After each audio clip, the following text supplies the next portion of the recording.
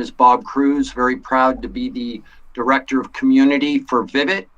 I'm also a longtime partner in the ADM space, actually started back in the Mercury days, but very excited to be here at Microfocus Virtual Conference and with Chris, Jonathan, and Richard, just a plethora of knowledge here. So Chris, if you'd introduce yourself.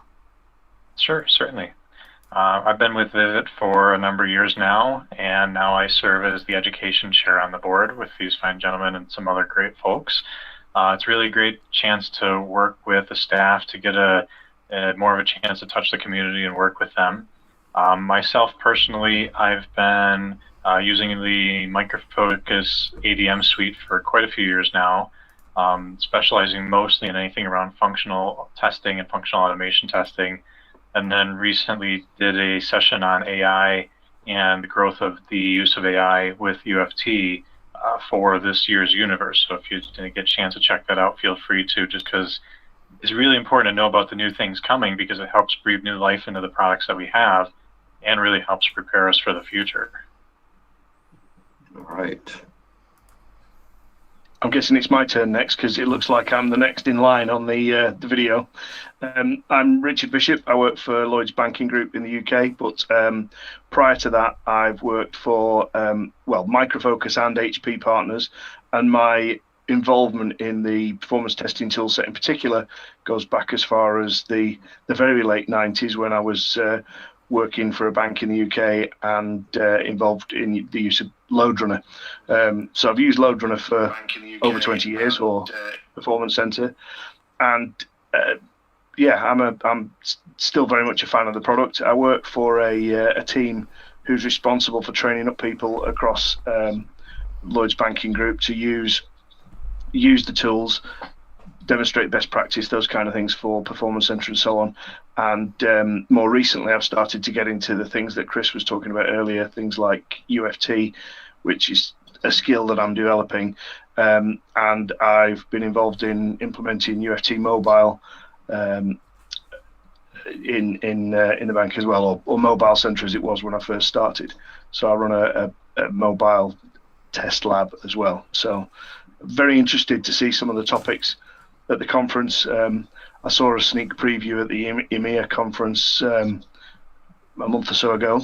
But things like AI that I know Chris mentioned, and some of those new features that are coming out, things that I'm particularly interested in. So I know that I've got an awful lot of downloads and installs ahead of me to get up to speed on the latest versions of the things that I need to try. I've got a big backlog. A lot of good reading and listening material, right, Richard? Exactly. Yep. Yeah, that's right.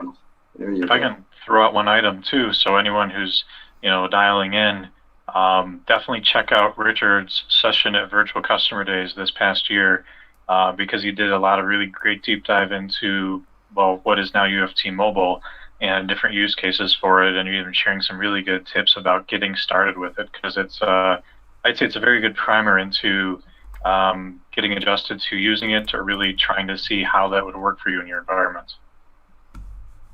All right, nice. Thank you very much. And last but never least, our illustrious president, Jonathan Wright. Cheers, hey, Jonathan, how are you? Yeah, really good, really good. Just to let the viewers know, we've got the live stream running on YouTube now, so I'm holding it up to the camera, so you'll be able to watch this and streaming live if that is of interest for you. I'm just going to check the audio, so you may get a bit of a live if that is of interest for you. Yep, so we are definitely live on YouTube as well, which is great. We're recording this, so we'll make sure it's available to you on demand as well, which is the first thing I'd say for the Vivid community out there, Eric and Anna. And Ramesh, part of it is we've got a whole stack of content that's available, and the biggest one I would say is the virtual customer days, which we did back in December with Joe Colantonio, who hosts the Test Guild and a few other events, and this was a 2-day event for ADM and for ITOM, which had some some great speakers in there. And it's definitely worth checking out. So you can log in now today at vivid-worldwide.org and check that out. So, plenty of good content on demand to view. And also a bit of an intro for myself. I'm the president of the user community just over a year now. I'm day 69 in of lockdown, which is why my beard looks like it does. I started using the Mercury tools back in the 90s. So started off with Xrunner and then moved on to WinRunner, Astra Load Test, and then on to what was then turned into LoadRunner. And then, I've been using those tools for just over 20 years now. I've also published a book on UFT, the UFT cookbook, which ironically I still use some of those patterns today. If you're the other person out there who actually owns a copy, well done. We're going to give some giveaways today. We may either give if anyone wants a signed copy of the book, apart from Chris, then you're more than welcome to. I'll send you one. So we're going to get the questions into Slido, so anyone can ask these questions. So I'm just going to share my screen for 2 seconds.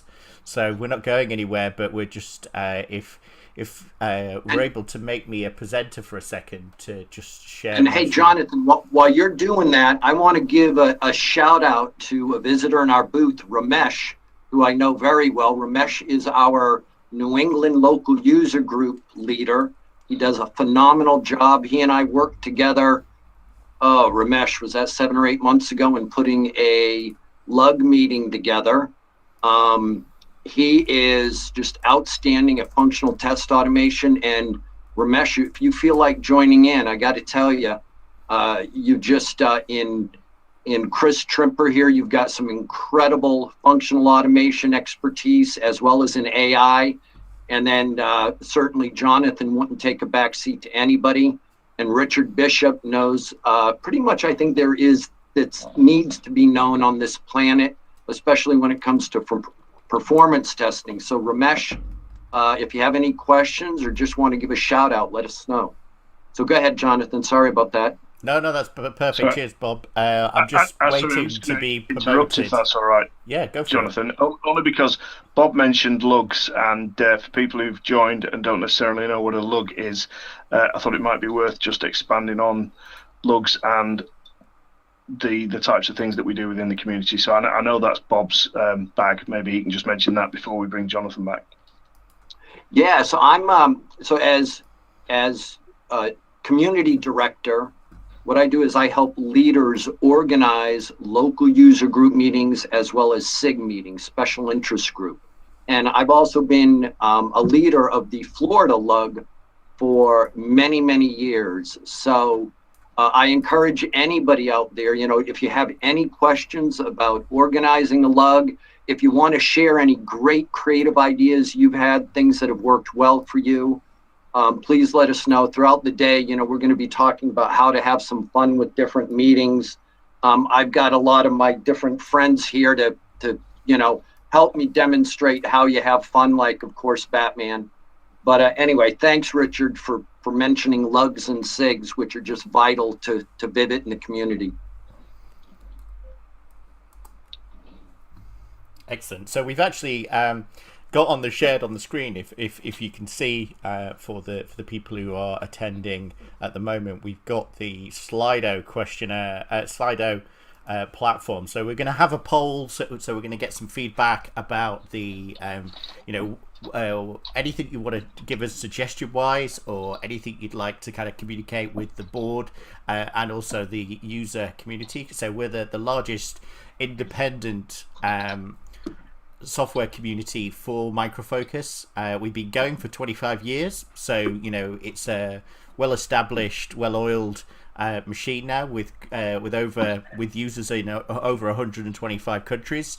So let's get involved. And so what I'm going to do is I'm going to start by just adding a poll in there, just to give, for those people out there to start asking some questions about what we do. So ask about the Vivid worldwide Vivid community, or the Microfocus user community.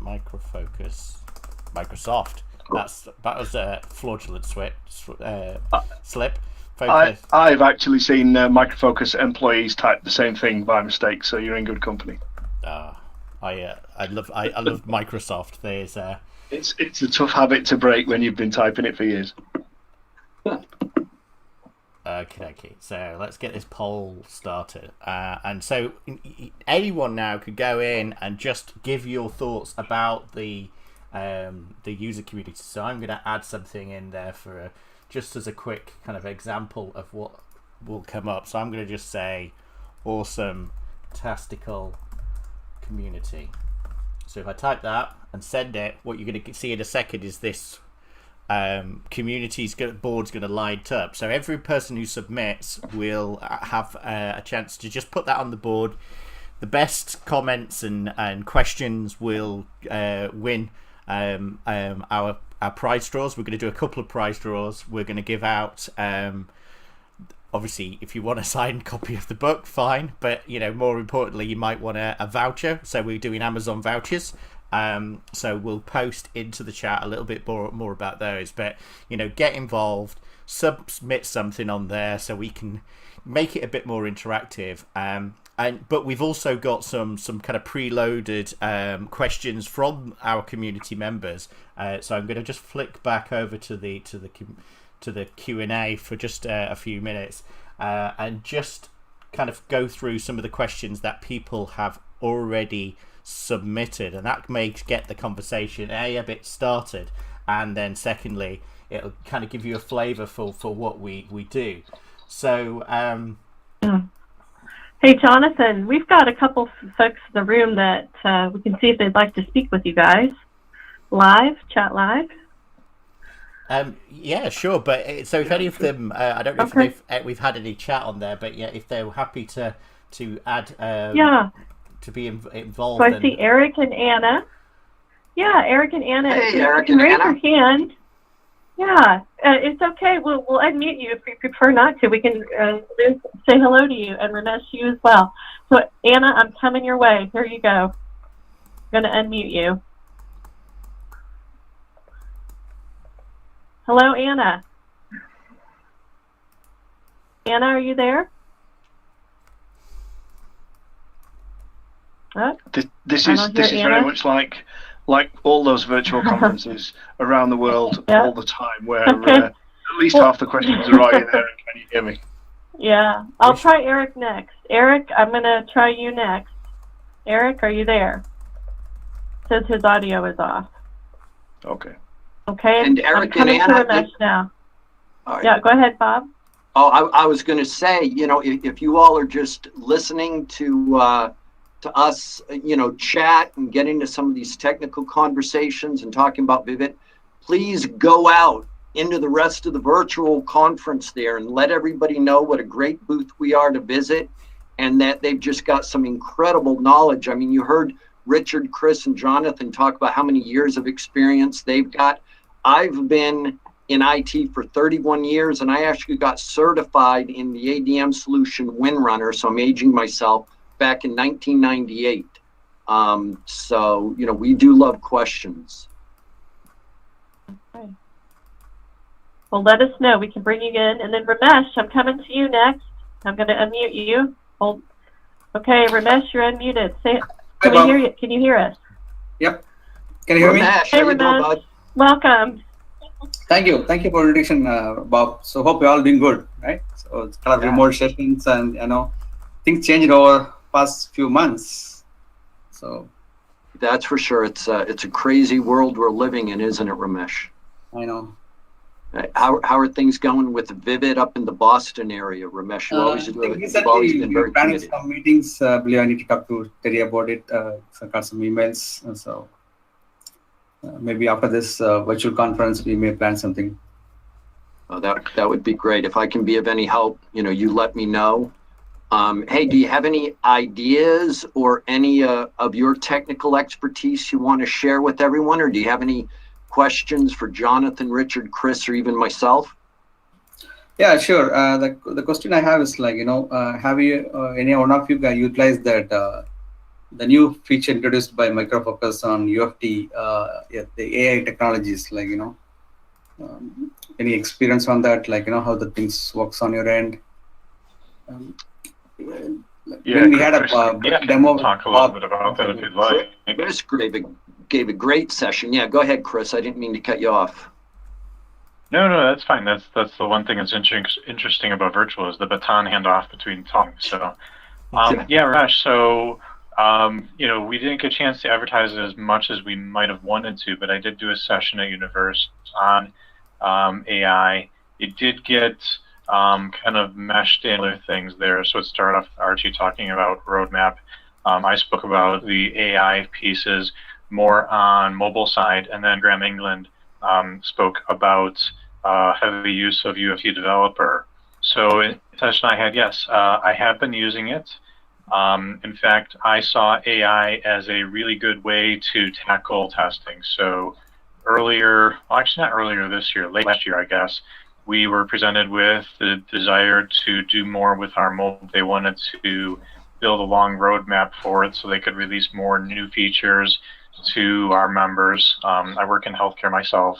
So, getting new features out to members about their deductibles, about their benefits, about community things was really important to them. So they wanted to continually add features, but obviously with all the different devices and OSs out there, it poses a testing problem. So they came to us and said that we really need to get this automated.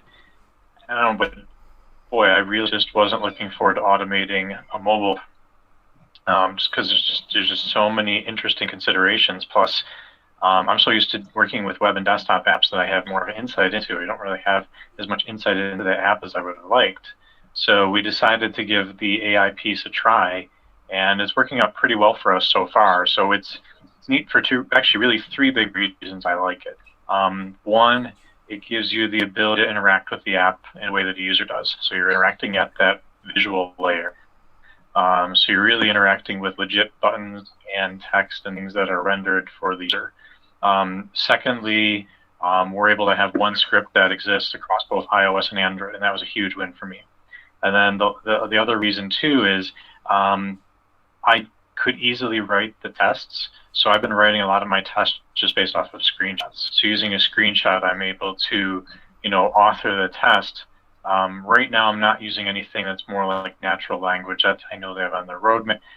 The original, what they have right now for natural language processing is okay. It's got a ways to go to consume more commands, but in a kind of normal way, I'm able to interact with things. I can call things, a login button. I can say, click on the text that says claims or benefits, and I don't really have to know a whole lot about the app, and it's actually been quite beneficial. And another positive thing for me is there's talk someday of them switching it from an app to a native app, and that most likely would break a lot of stuff the way I'm interacting with it, unless I'm using this user interface layer. And because of that, it's saving an awful lot. I'm still working with them. There's this feedback tool where you can, let's say there's a couple of custom icons that are more specific to your app and you want to interact with those specifically. I'm looking forward to putting some of those in so we can get feedback. So like, as you'd imagine, we have an ambulance icon and a stethoscope for a doctor and maybe a prescription drug bottle or something for your prescription drugs. Looking forward to getting those into the feedback so we can interact with them better. But I'd say it's looking good. They're releasing it in their tech preview for web right now. Hesitate to use that just because we have so much existing framework, but I can guarantee the next web project we get, I'll be diving into it. Totally worth. Definitely jump right into 15.01. 15 has some improvements, and there's this really neat utility that they added where you can add a function library into one of your existing UFT1 tests, and when you add it in there, at the end of the test, it'll give you a report that'll tell you items that you can see. So you just got like the 8-minute version of my presentation that I gave. But yeah, check it out. It's really cool. I think it's breathing a lot of new fresh air into the UFT1 family, and I don't know, it's hopefully going to make things a little bit easier for us when it comes to this mobile front. I think Thanks, Chris, for it. So yeah, give it a shot. You're welcome to reach out to me through here or other means. I'm not saying I'm the support person for it by any means, but more if you're looking from a, real user interaction with it, definitely do that. In fact, maybe we'll round up a couple of us and do a really fun virtual event ourselves one of these days on that. Well, yeah, we've done a few of those, haven't we, Chris? I know I was familiar with Mobile Center and UFT Mobile, but not particularly familiar with UFT. And Chris has helped me with a few things on that, and one of my colleagues who now raves about you, Chris. So I think it demonstrates the type of benefit that the community has in bringing people together, regardless of their location, to share their knowledge and experience of different tools. And I know I've learned a lot from you, and from a Vivid point of view, I just think this is the value that it brings. I think the people that I've met through the user group across the world have been really useful to helping me get the most out of the tools in a way that I think I couldn't do just by going on the standard courses and just using the tools and so on. So yeah, I definitely rate that. Yeah, and thanks a lot, Ramesh, for sharing, spending some time with us and everything. Hey, Ramesh, you're still on, right? And you're not muted anymore? No, I'm here. Yeah. Yes, Bob. Yeah. Okay. Hey, Ramesh, I'm kind of curious. How you've been a leader for a while now? How long have you been a Vivid Lug leader? Maybe like 8-9 years, maybe. 8-9 years. And can you? It's What is it that motivated you to become a leader, Ramesh? Because, like I said earlier, you're a very dedicated leader, and we really appreciate that. We need more like you. So what motivated you, inspired you to become a leader? I mean, we pretty much we have all the portfolio of HP tools, like Diagnome, Micro Focus, suite of tools. I lead all those applications implementation for our client. It's been interesting to meet many people, how they implement their own, way of method using each applications in different ways. So the many sessions I attended, the Discover period, there are a lot of folks I met with them, got valuable information shared between different chapter leaders. That's really valuable, So I got to meet much of the people in the last year's conference in Chicago, but a small conference, right? But this year I was expecting to meet a lot of folks in the Dallas area, but things turned different ways. So yeah, life throws us curveballs at times, doesn't it, Ramesh? I know. yeah, absolutely. So just and then. Sorry, Jonathan, I was about to say what I thought you were doing, but it's probably better for you to actually say what you are doing. Yeah, so just kind of continuing from Chris's kind of thing, we did cover a demo, which I did live, just to show people that they could actually do it themselves in under an hour. So this is actually from not having UFT 15.01 installed on a fresh machine. I literally installed it live while it was live streaming on our YouTube channel. Got it working with a local mobile device, which is kind of one of the other big features that I would highly recommend for UFT 1.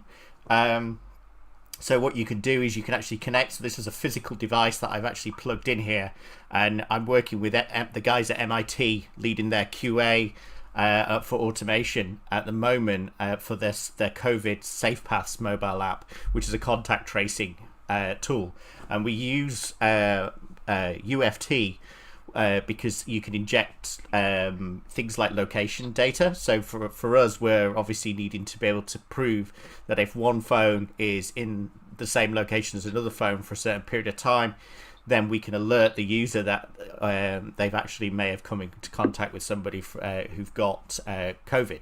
So, but what's interesting about this, and I guess it's also kind of building on what Chris has got to say, is a couple of things. First of all, you've got in the top left-hand corner, you've got Richard Bishop, who's definitely the guru when it comes to what was Mobile Center and is now classed as UFT Mobile.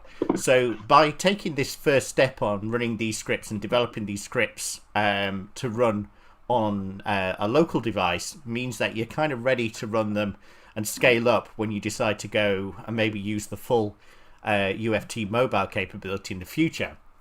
And I'm also going to show in a second that using the AI capability with the with mobile. So for the MIT application, which you see running at the moment, it's a React native app. And as Chris kind of mentioned, the great thing about using this approach is that obviously it's cross-platform or cross operating system, shall we say? It'd be probably easier. So both support for Android and iOS. For something like React Native, which is made by Facebook and you use on day to day, obviously the app looks very similar between one development and another another platform. However, that's not always the case when the people who aren't using React and they're not using the same code base. So, what you find is that some native apps look completely different between the two versions, and this is really where computer vision kind of comes into its own kind of capability, because what it's looking at and identifying and what they're using to train using the underlying tech is they're training it to look at things like the hamburger, those three little lines that Android uses as a menu. But if that menu, for instance, moves from one side to the other, like for here, you've got the problem with swiping up to delete an app and to start it back up. Part of that is that it's a different experience than what you would find on an iOS and vice versa. So there's some interesting kind of challenges, and I'm just launching the AI viewer.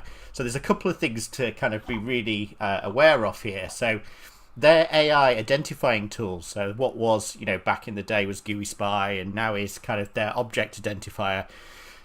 Part of it is it's using, like you can see here, something like Tesseract, which uses OCR capability to actually identify everything from a text perspective. Now, this is really useful. So what we use this for the MIT project is we take this for language purposes. So we actually do a validation based on a data driver file that is actually looking at the different languages. So instead of it saying English, if I drop down that box and put it into German, every word that's on there would be German. I can still do an assertion and do a check against the text there to see if the language is correct, which is one of our big problems. We just rolled it out to Haiti, and obviously they speak multiple languages there, so we have to support both of them. So this kind of gives you an idea of now you can see on the side AI util is actually saying I've clicked the left triangle, which is to most of us represents the back button. And then secondly, I've asked it to use the OCR capability to look for the combo box, which says English. So straight away, there's a certain amount of capability in there. And I think what Chris mentioned about the training of this, and it's like anything, if you're using TeslaFlow from Google and you do it or OpenCV, you need to train it against certain icons, certain objects that may be not supported. So part of it is the more people that use UFT, the better it will get at identifying those objects. But also it's worth mentioning at this point in time, this can go between what I would class as hybrid object identification, so using a combination of AI and native code to actually run. So you can still have your regular expressions looking for a key, a word or something to identify it, or log in, log out, those kind of things, and also use the AI, so it's a mixture. Now, what I think's on the roadmap for the future, and you'd have to kind of speak to Rafi and the team about that kind of stuff, is obviously for you people who are using UFT developer, you'd want to be able to use this kind of capability within the UFT SDK for the UFT developer, and also you'd really want it to be able to be supported for things like mobile, the UFT mobile, so that it could use the AI capability engine as well. But those are things that you're going to see down the line. But part of the big support for UFT, and I literally recommended it to a customer today who wanted visual regression, so ability to look at something like this screen here, where you've got we're using GPX locations to map where infected COVID people are going through. It's a web app. Yeah, the temptation is just to use Selenium, right? But there's a lot more to it. There's, the actual paths which are getting loaded into there and how they visually render onto a Google map. That's not going to be any use for trying to use a DOM on a Selenium, platform. You'd have to use things like image. So you could compare the images between a version which, you uploaded before and a version that is now under your regression testing, and you can check whether or not it's modeled properly onto Google Maps. So there's so much more enterprise grade capabilities that is part of UFT, and the AI and the next generation of technology and mobile all bring that stuff together in one big family. And I guess that will extend out to the Load Runner family, which has been rebranded as well, which was Storm Runner. And I know, Chris, you used to use the Storm Runner functional.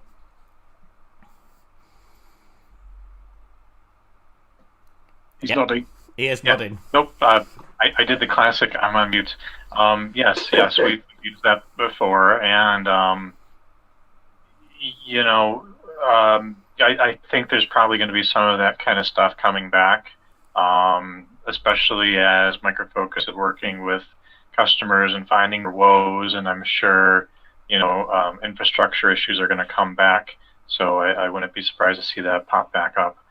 But yeah, for sure. I mean, you get a lot of benefit from this. I mean, one of the benefits that you can get as well is if your mobile app is the same experience as your web app, or even if you care about web view versus mobile view, you can have single agnostic scripts that actually are now much more beneficial. That can pretty much run anywhere.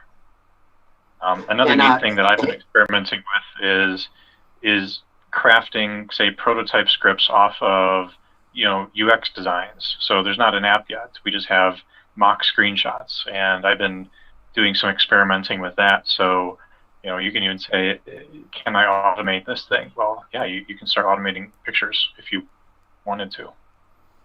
Otherwise, how do you automate and Chris and Jonathan, just real quick, I just want to remind all of our visitors to the booth, thanks for dropping in, and please feel free to raise your hand. We'll unmute you. You can share your expertise, your comments.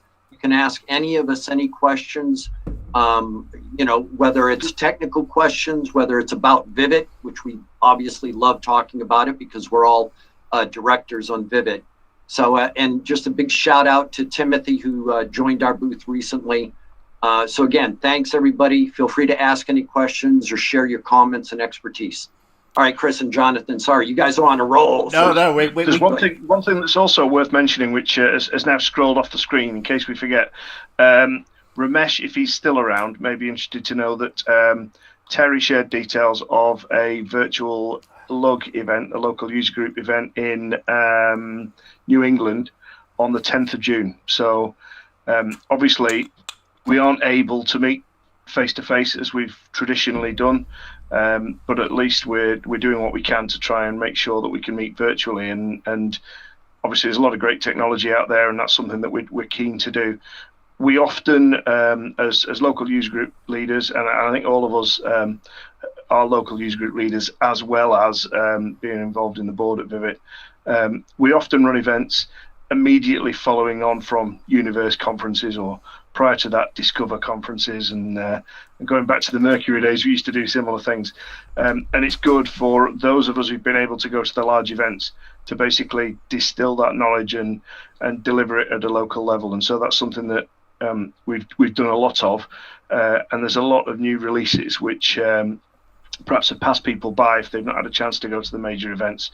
So taking that to a local audience, doing the kind of demos that Jonathan's just shown, and making people aware of new features is very much the sort of thing that we do. I know that in my day job, there's a lot of people who are continually saying, well, why can't we use this open source tool or that open source tool? And part of the reason they ask these questions is because they don't know the capabilities of some of these enterprise tools that we've been talking about. And I think our role is to educate and help people get the most out of them, because if you aren't upgrading and trying out those new features, the tools themselves come a little dated over time, and so continually upgrading and trying to get the most of them is very much what we're trying to achieve.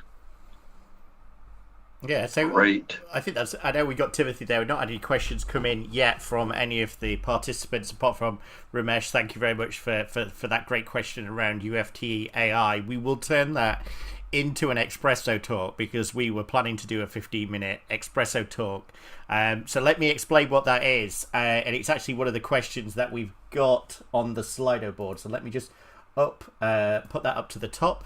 And now, what is an espresso talk? You know, Chris, can you give us a bit of a description as you kind of came up with the name? So the notion of it is we're all busy and we have limited time and we want something short and sweet. And we thought about coffee talks, but coffee talks, you know, you can sip on a cup of coffee for hours, but you got your espresso. It's a short and sweet, so it fits in all levels. The idea of it is we just want to get some messaging out there on various things. So we want to talk, like we're going to eventually be talking about AI. You know, we want to talk about that. We want to talk about, various readiness for X, Y, or Z. And it's just the notion of we want to get some stuff out there. You know, certainly if folks have things they want to hear about, send us some ideas and we'll find a way to get that up there. If you want to come on and chat about something, whether it's a technique that you've used or, maybe some problem solving that you went through that you want to share, we certainly encourage folks to come on and chat with us.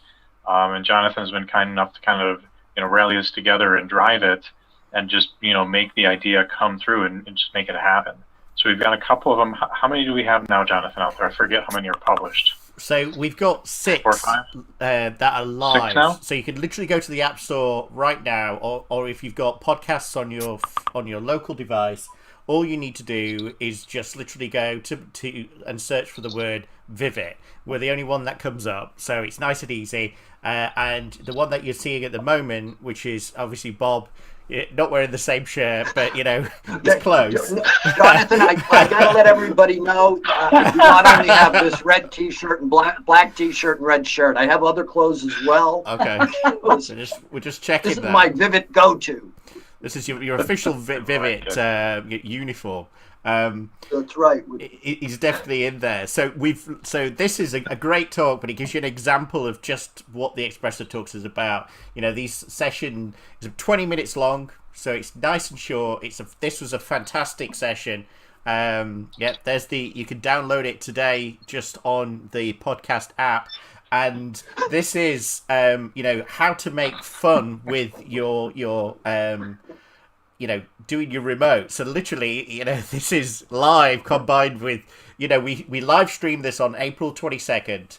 And, part of it is we live stream them, we put them onto the podcast, they're available on YouTube. We've got hundreds and hundreds of hours of video on our YouTube site. If you sign up, and like we talked about the virtual conference, customer days that we did back in December, again, you can watch all that stuff on demand. It's no cost. It's completely free. So, go and sign up today on vivid-worldwide.org. And Bob, just give us a little bit about what you covered in this Espresso talk. So, Jonathan, I love doing that Espresso talk with you. We talked about how to just make virtual meetings a lot more fun. And some of you have seen me putting on some of these crazy hats and masks. I've got my friend, the T-Rex, right here. But just different things like that, because we're all doing this virtually right now, which is both good, but we're not in person, all because of COVID-19 and the coronavirus. I mean, we all need to stay safe and well. But that's what the main portion of our chat was, and about how my role as CEO and director of community for Vivid has changed, where so much now it's about morale, making sure spirits are up, because when spirits are up, people are more productive and life is good. So that's what it was about. If any of you have a chance to go and watch it and ask others to watch it, all of the Espresso Talks that Jonathan does with Vivid are just absolutely amazing. Fun, informative. The one with Todd DeCappa was just outstanding as well. So anyway, that's what my chat was about. Didn't mean to ramble, but thanks, Jonathan. No, it was brilliant. Sorry, Richard. John. Go for it. No, I was just going to say, I must apologise because on the subject of trying to make virtual meetings fun, I haven't seen that one of yours yet, Bob, but I will watch it because I'm about to go and do a virtual scout meeting, and the only way I've managed to make that fun so far is we all salute at the start, and I pull this string. So I'll do that as a little warm-up because I'm about to leave. Hang on. All right. There we are. There's the resistance. There's the virtual all right. break. Gives you a clue as to where I am as well. But yeah, I'm sorry, but I do need to go. So I'm sorry to cut my attendance short, but it's been good talking to you and seeing you again. And yeah, I'm looking forward to doing it again. I'll speak to you soon. Dib, Thanks, dob, Richard. or is it, live long and prosper? I often can't tell when there's 20 of them on small screens. They could well be doing that, yeah. Thanks. That's our ex-president Richard Bishop, or he always Mr. President. So, Mr. President, it's been a pleasure as always, and thanks for upgrading your webcam as well. Yeah, it's a lot better, isn't it? My other one was shocking. So yeah, thank you very much. See you soon. Bye bye. Okay, so we've lost one president, not through an assassination or anything, but there's always a chance. And then so I guess we're back to the trio, the what do they call it? Three amigos? Is that the correct terminology? There you go, for it? the three amigos. That's right. We try and get some agile methodologies in here. So should we hit some of these questions? I think there's quite a few. We definitely we did the espresso talk one. So thanks, Chris, for clarifying that one up. While we're on your questions, Chris, there's actually a good one here, which I didn't know until literally it got asked today around. Did you know you could upload your curriculum vitae or resume or resume, if depending on what country you're from, and you've got Sky or something, or TiVo, resume or resume? No? Does that not work over there? I did know that. I'm not too sure my employer would be thrilled if I did that, but I am fully aware that it's out there. Certainly a place to, both contribute and share that, who you are, but as part of the community, to say, I'm part of this great community, and I think that even is really something that's resume building worthy. I'm part of this great community. Maybe list a couple of things you've done, whether or not you've been active in either your local lug or your SIG, or if you've had a chance to come to one of the meetups that we've had, just other things, because really, I think more and more something that's going to set people apart, and Bob, you probably know this very well, is your ability to network, and how you network, and how you choose to further your education in your subject area, really does speak volumes to who you are. So by putting your resume out there, I'm not saying that everybody needs to put their resume out there today, that's not what I meant, but if it is something that you're searching, if it is something that you're considering, certainly put it out there and say, not only here's yet another place that I exist, but I'm part of this amazing community, and this is a big reason why I'm that more, I guess, valuable than maybe some of my other peers that I'm out there trying to compete against. So whether you do or don't decide to do that, we encourage you to, but certainly encourage you putting in your Vivid activities, because they're very important. How you network, how you continue to educate yourself, is very, very important. Bob, I'm sure you hire people all the time, and I got to imagine that's a question that you ask people, is how do you keep current? Well, and Chris, the other thing that was, every point you made was absolutely spot on. One other thing that, as an employer, that demonstrates to me is a passion for what you do. So when I see a resume and it shows that somebody belongs, maybe they're not a leader, Maybe they don't organize it, but they belong to a user group and are always looking to improve their knowledge and their skill set. That right there, to me, shows a commitment and a passion for what they do, and that speaks volumes. So you're absolutely right, Chris. Excellent point. Excellent point. Yeah, and I think to emphasize what you're saying, Bob, because some people would say, well, I'd rather not lead. I'd rather just take part. You know, I'm not hiring people at this current moment, but I've been involved in hiring folks. And a question that I ask, knowing that there's a lot of, let's say, introverts in the field, you know, I ask people, you know, how do you stay current? What are some of the things that you do? And, you know, a wonderful answer would be, you know, I'm part of Community XYZ, and being part of the Vivid community is a very strong component of someone that is in the field. So let's take ADM where I am, in the ADM field, and someone that has some of the Micro Focus tools in their toolbox. You know, I think that just helps to speak volumes. You're absolutely correct, and you don't always just have. We're not saying everybody has to be a leader. You know, we need people from all facets to be part of this, and we encourage folks to just be a part of it and contribute in your own way. Whether you're contributing questions, so please, you know, continue to bring questions, or you're contributing topics, or you're just being part of roundtable discussions. Those are all very key pieces of who we are as a community. Sure. And hey, Jonathan, I don't know if you'll have a chance to do it, but I think you were just sent the link that we can share with the audience, where they can upload their resume. If you might be able to share that. If not, that's fine. We'll find some other way to get it out to everybody. No, that's absolutely fine. I could just, I'll flick it on to have a look now. So, yeah, so I've just been sent the link. It is, I think, you know, great point, Bob. It's worth looking at how the actual Vivid website works, because I guess a lot of people are quite used to, you know, having lots of different community forums which they might jump on to ask questions.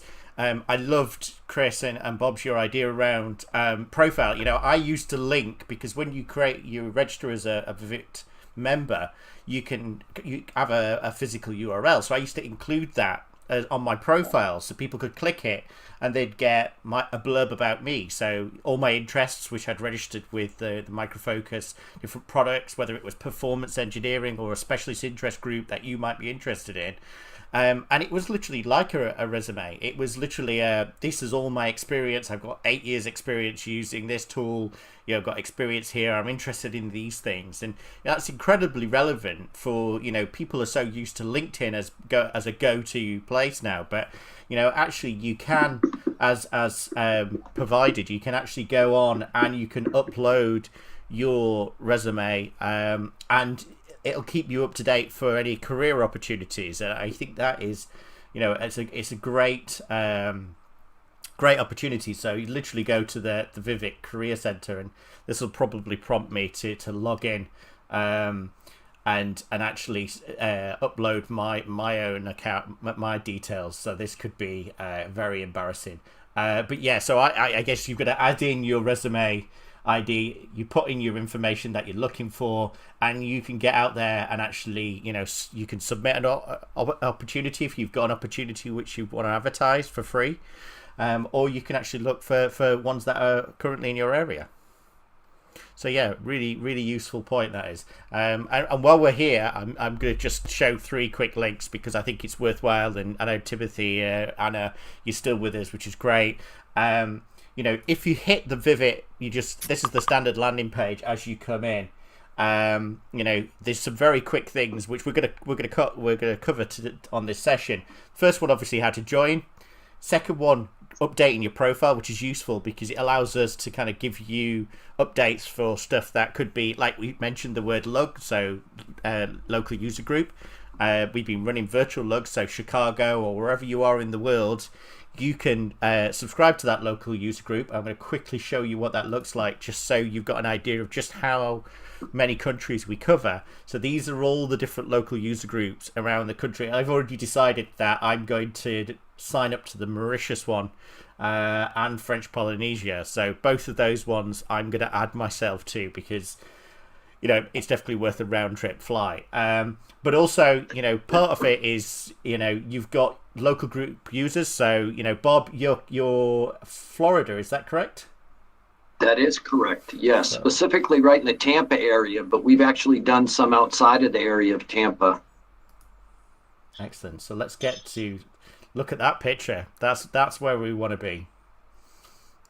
So here's Bob. That's right. Who's already posted something on here, but you get your next meetups, where the meetups have been in the past.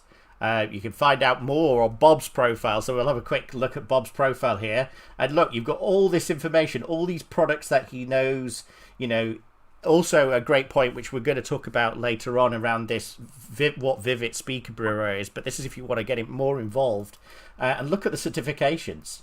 So great work one to just literally link in, and you've got all this information about his interest groups. So performance engineering, which is a great one when we're talking about things like Load Runner, and then again you've got this next event, which is May the 13th, which is in the past, but that was the last event that we had. So it gives you a bit of an idea of how to navigate through there. There's a link to the Espresso Talks, which we've talked about on the previous answer. And I think the ones that I'd recommend you just check out. So obviously we've got the Vivid staff, which is what makes this happen. So the staff that are all on this call today, but also you've got the board of directors, which is here.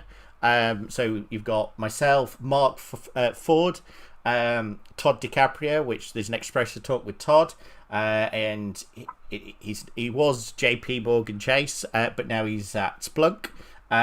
Chris and Richard, and then Mark Herbert, Bob Cruz, and Chris Stremper, our education chair. Chris Carpenter is our communication chair. But also, I mentioned at the start, but definitely worth checking out, is the virtual customer days. So if you're interested in ADM or ITOM, it's all on demand, and you can go in, you can take a sneak preview. So if you want a quick, jump straight into the session or have a look about it, you can see the live Q&A session with them, which we ask them your questions. But it's all available on demand, so I could literally jump straight in here and watch that now. So if you're interested in getting more content on demand, and this is showing this, the local mobile device, which is the stuff that I was just showing a second ago. Very easy to get into, very easy to sign up. So with that in mind, I'm going to jump back to the questions. And Jonathan, before we jump back in, I think now's a good time to point out for those hanging out with us now that we do have open voting for the board. There are some folks that are either stepping down or are up for re-election. And do we want to direct them to that there, or just have a post out afterwards, but just remind folks to vote so that they can help continually shape this community? I'm going to vote. I've not voted yet, so let me. Who can I can only pick three. Who's this? Chris who? Chris. Nobody useful. I would absolutely. And it's always a challenge because we always have great nominees. So it's always a real challenge on trying to figure out who to choose. It really is. Yeah, and not voting for someone doesn't mean anything against them by any means, but certainly those folks can and will be part of the community in many, many ways. Yep, absolutely. Excellent. So let me switch us back to the questions. I think we might have picked a few of those off. Why it's important to update your membership profile. So that's one we've kind of covered. So let's get rid of that one. Did you know that whilst on the Vivid website you can access many Micro Focus feeds directly? So this is an interesting one, because part of being the official Micro Focus community is that we work really closely to the community team at Micro Focus, and we make sure that whatever content's coming down, which they've got on their community sites or what they want to share, we tap into that. So if there's education stuff, so trainings or upcoming events around that we include those in our newsletters, but we also include that directly on the website. So you're not going to miss out on any of the Micro Focus content. You're just going to get an enriched experience.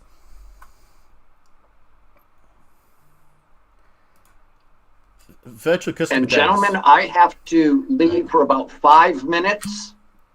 So in my place, I am going to leave my friend Batman. So I will be back shortly. Perfect. So Batman, you've got the first question. And just to warn Where's you, Robin? he's Is silent Chris type. Robin? Strong silent type. Oh, he's the. I like you, Chris.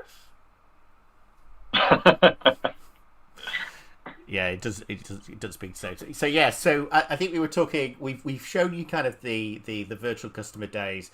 Some great sessions there. You know, one of my favourites, which we'll have to get him onto the show, was from the Dark Arts Wizard, who does a really interesting UFT talk on the Magic Object Repository. So, you know, check out Paul's session. If I'd like to touch on that one if I could, because that was actually an inspirational one for us.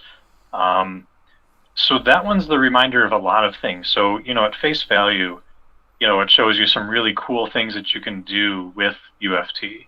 And I'm going to put some words in Batman's mouth for a moment here. And I think if Batman were to choose an automation tool of choice, that it probably would be UFT1, because, you know, much like Batman's always ready for anything, and he's got his back shark repellent ready to ward off, you know, some shark that just magically pops out of the water. You know, it really is the tool that can do anything and continues to grow to add to your tool belt. I mean, look at the stuff they're doing with AI. Look at the stuff they're doing with, you know, UFT developer. There's just, it can do anything. I mean, you can have an end-to-end story from technology A, B, C, D, and E all together, lined up, interacting together seamlessly with one tool set, and that's pretty darn powerful. But what Paul's session did for me, and I think it's really important, because you know, you got stuff at face value, but then you got the underlying, is to help open up that, you know, so many people think that UFT is just a tool and you just use it, and you absolutely can, but he showed how a really great thing is how you can introduce layers into your test, and you can add layers of abstraction. That's really what he did with that. And it's just an important reminder that just because you're using UFT doesn't mean you can't take best practices from other tools, like, you know, I'll use a naughty word for a minute, like Selenium, and bring that kind of a practice into the fold. Which, ironically enough, if you are someone that, you know, loves and adores Selenium, but you wonder, how can I do Selenium tests with terminal emulators and with, you know, .NET applications? Well, UFT1 does, or not UFT1, UFT Developer does allow you to do that. You can use Selenium WebDriver if you want to. So, I mean, yet again, it's just taking and ever expanding that tool belt that's available to you. But Paul's session was pretty sweet, because it really did help remember that you can abstract things out and you can make some really cool things, and he did a great way of showing how he did that. So totally worth a look, for sure. I'm glad you mentioned that, Jonathan, because that's a good one to remember. Yeah, and he literally sent me a link a couple of days ago for his Git repository. So he's made the Magic Object repository free for everyone to download and look at all his libraries. And I think that's a really interesting thing, what you mentioned about, you know, a lot of people think about something like open source, like Selenium. But, you know, Selenium is just limited to browsers, right? And not all organizations run their mobile apps. And even if they do run their mobile apps, that's just at one layer. You know, this API is probably the majority of things that are done now. And, you know, Chris, I know you've talked about for last year's Universe, the importance of API testing within a tool like UFT. And again, it's exactly the same thing. You know, the first thing people would say will be, oh, well, just use SOAP UI. But, you know, SOAP UI doesn't allow you to data drive any of the free version, the open source version. You know, you have to pay for the full version to do that. So there's limitations in open source just based on where it starts and where it ends. And I did a podcast yesterday, and someone was talking about all about contract testing, and the concept around contract testing is not we all know about the word end to end, but let's talk about the full life of a payment, right? So you go into a payment gateway. It could be something like Stripe if it's on a mobile, could be PayPal, could be something else. How do you touch all of those different platforms, right? And let's take PayPal. We do that today. Yeah, if you decided you want to order something, you're using the browser, it redirects you to PayPal. PayPal's a native app. Okay, well, yeah, that's fine. I'll just use Appium. Okay, that's great, but that only touches. You've then implemented one script for the mobile aspect. You've got to write another set of code in Selenium for the web version of it on your across browsers. And then you've got all these different layers which you may or not be able to touch because they're at the API, your database layer where you're going off and getting to see if that payment's been, got an order number, all these kind of capabilities. And then even checking at the back end with the terminal emulation, the fact that 90% of all transactions that happen today are still in COBOL. This is the problem, and I had that, if you listen to the Paul's podcast, which is available to listen to as well, he talks about mainframe and the importance of green screen and how you are able to validate the back end's got it. And we talk about legacy as your legacy. It's a lot of these large enterprise companies, and I've worked in Silicon Valley for PayPal, for Apple and Google, Facebook, those kind of organizations, and they still use PayPal still uses X.com mainframe systems from Elon Musk's days when they acquired them, right? They've got more mainframe at PayPal than they have microservice architecture, but they're able to build that nano service serverless technology to provide really disruptive products, but they're still doing large overnight batches and ETLs and all this kind of stuff which you have to do with being a bank, right? And I think that's what's so important, is that each enterprise has its challenges, and there's no one tool to rule them all. But I think if there was, UFT1 would probably be the closest thing in the industry to something that can support all of that breadth and thing. And I think that you see that a lot with most of the tools that sit within the Micro Focus suite, all the way into IT operations. You've got things like SMAX, and you've got the IT operation tools which support so many different platforms. Typically you find that one vendor, so a Microsoft or an IBM, will support their IBM stack or their Microsoft stack, and AWS do all their AWS stack. There's no one that sits across the top and covers everything. And this is really where Micro Focus is a differentiator. It's really looking at enterprise grade kind of products. So, but yeah, that's kind of Batman. It helps that Batman's a billionaire, so he could probably also afford to buy all of the software and get an enterprise license, like you, Chris. Well, what can I say? I think there's one important thing to point out to everyone that's chilling and listening with us, and thank you for hanging out with us today. We don't sell this stuff. Well, Jonathan and I don't. Bob kind of sort of does, but the reality is we're really kind of like the Micro Focus more. Okay, admittedly, most of us are in the ADM, not as much from the three of us in ITOM, but we're kind of like part of their fan club. We're fanboys. That's really where our passion comes from. We're not talking about this because we don't get revenue from it or any of that stuff. It's just we're kind of their fan club. I was thinking about that as Jonathan was talking. I'm like, wow, we're not salesy. We are just passionate about this stuff. We love working with it. It's fun. When new features come out. That's right. Totally, we do. Well, how about to add to that, we feel the pain of the problem and we understand the solution. And I don't have a Captain Mercury, but I do have various Batman. So here we go. I'm going to have to. I'll do the unboxing. Yeah, YouTube gets loads of unboxing, right? Jonathan, human hands have not touched Captain Mercury. No one's touched mine. Totally mine's unspoiled. from the 90s. Look, he's still got the. Let's undo him and get him out. And I am convinced when I leave my office that Captain Mercury, my good friend Batman, and then, of course, we can't forget Iron Man. I think they all have a heck of a party when I'm not in this office, I'm telling you. They probably write all the They throw automation scripts. They throw on the turkey hat, and they pour themselves a beer, a little scotch, which I might have lying around. Jonathan, you've right. ruined your Captain Mercury. He would have been worth $100 on eBay. So I'll let you buy the one on eBay for $100, and I'll buy your opened one for $5. You can do, yeah. All right, here we go. He's the official unboxing of Mr. Mercury. He smells plasticky. Somewhere right now, Paul just passed out. God!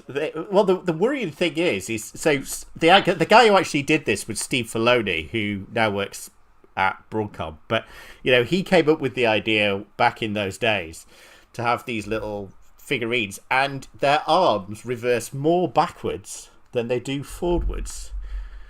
Do you reckon that's a that's a very worrying thing, and very sticky as well? I don't think he was meant to be unboxed. Well, yeah, they do break down after time. He does also. His head goes all the way round, so he's a bit too. His arms don't move, but his head goes fully. Oh, and he reverses. Look at that. He can do the dancing of when he needs to go underneath. Jonathan, he's a superhero. Superheroes are supposed to have powers. That's his power. That's his features, as we say in the IT software biz. You can sit over there. Yeah, Chris Trimper's just shaking his head. No. I'm just looking on eBay, realizing I'm not buying a Captain Mercury today. That's pretty much it. Well, you have to go back in time to do a Mercury Interactive conference to get one, but there's a bunch of them on eBay. They range from $20 to $100. Ooh. I can guarantee the guy that's selling this for $100 isn't going to get it. You mean Paul? He's probably. Oh no, Paul would never part with his. Never. Hey, Jonathan, what would you think about doing an espresso talk?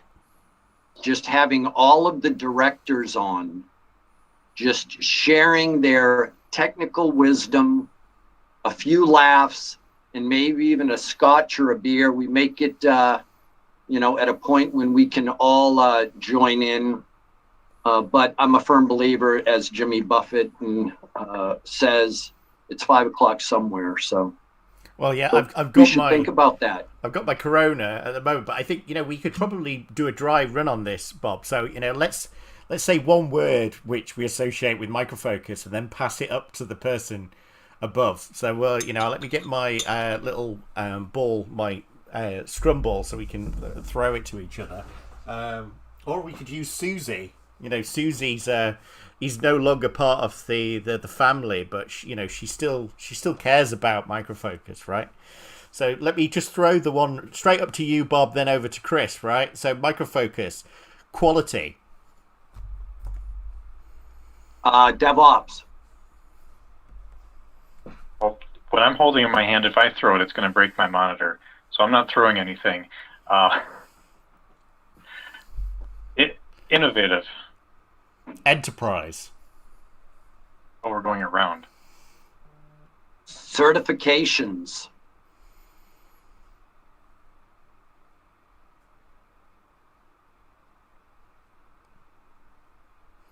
Understanding. Community. We're going around again. That's right. Expertise. Passion.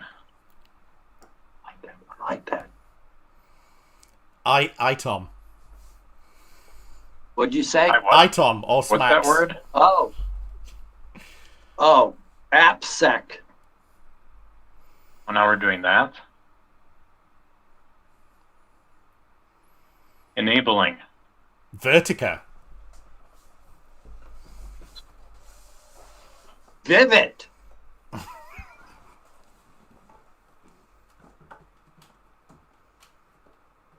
Unified. Oh, I Functional. Automation.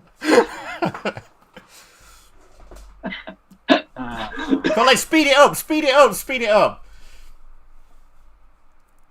Chris, it's you. Come on, man. It's not on me. It is. That is. He said automation. Oh, he said automation. Oh, I crap. did.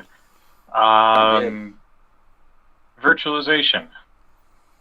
Performance. Protocols. Stealing this one from Microsoft. Developers, developers, developers. Load runner.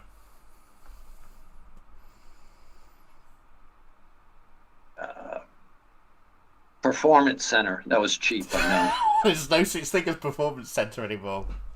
But we'll let you go on. It's only when we get a duplicate when there's going to be a problem. Whoever gets the duplicate, if someone guesses it in chat, they get we'll send them a voucher, a gift card, and they get to spend a half an hour with one of us asking them any question they want. Can they give it back? Yeah, they can. So I guess it's on me. We'll go tool lines. True client. I'm gonna go with UFT developer. Oh. So we have to do current products, huh? Oh, Or change it historical. up. You can have historical ones. You've already put performance center in there. But Fortify on demand. Sprinter. Test director. Technically still exists in the underbelly. Version 1 was just Excel, so never mind. X runner. Ooh.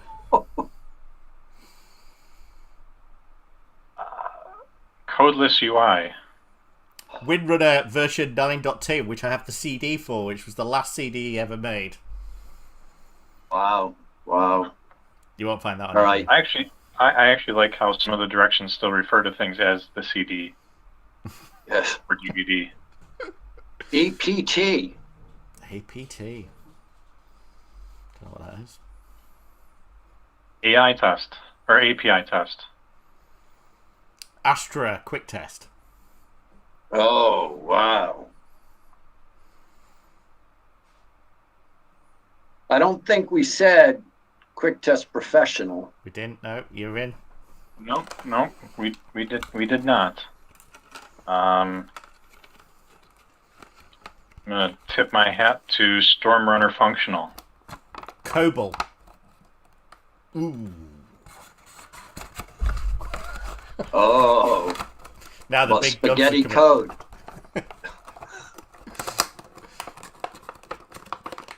Chris, Wait, what did Bob say? spaghetti Spaghetti code. code. But He I said think that COBOL. was a below the belt Oh, I thought punch. that I was- think. Yeah, I was gonna say that was take a drink for that one, Bob. ALM. I didn't realize we're drinking when we get bad ones. I'll get my Corona back. ALM. Quality center. We never said it. You're right. We haven't. Octane.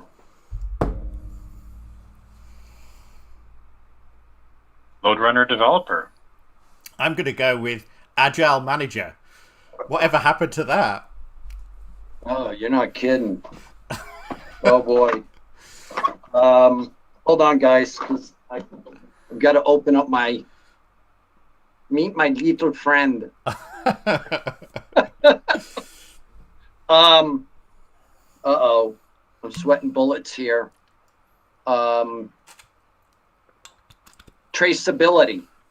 Is that okay? Is that acceptable? Just acceptable. Yeah. We'll let that one fly. All right. App Pulse. Good call. Service virtualization. Mobile center. UFT Mobile. Shunra / network virtualization. UFT1. I don't know if we did that one or not, but we'll say we didn't. I think we said UFT. So I'm going to throw this one out there just because it's become standalone. Test recorder.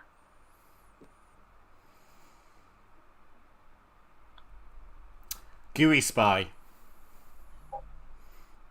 Oh, I was thinking of that one earlier, so I'll cancel that one. Expert view. I'm stealing one from Jonathan before he does it. RPA. I'm going to steal one gentlemen. from the cheers. I'm going to steal one from the chat channel. Data protector. Cheers.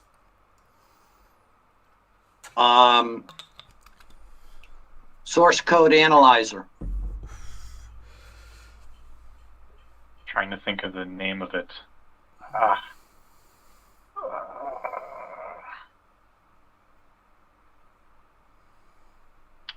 LeanF, well, I don't know what they renamed it, but LeanFT Grid. And it was going to be Coded FT when it was in beta preview, but it was too close to Coded UI, so it turned into LeanFT. There's something. Well, then they got rid of LeanFT anyway, so. But I obviously I can't say that one, so I'm going to say OpenView. Look at this, guys. Tabular Emulation Guide. That's right. I helped write this book back in the day. I've got a whole stack of the boxes from the original box sealed with the CD in and the TD-API guide at the back, which never updated all the way through, and still is the same thing. Yeah. So was this to me? It was, yeah. You're in the. All right. Cheating here, I'll be honest. Smacks. Thank you, Rocky. Silk test. Ooh, Silk Performer. Good one. Bit of love for Silk.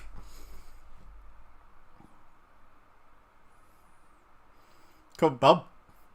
Oh, what did you just say? Silk But Performer. you're supposed to be the one that sells this stuff. Yeah, I didn't hear him though, honestly. Silk Performer.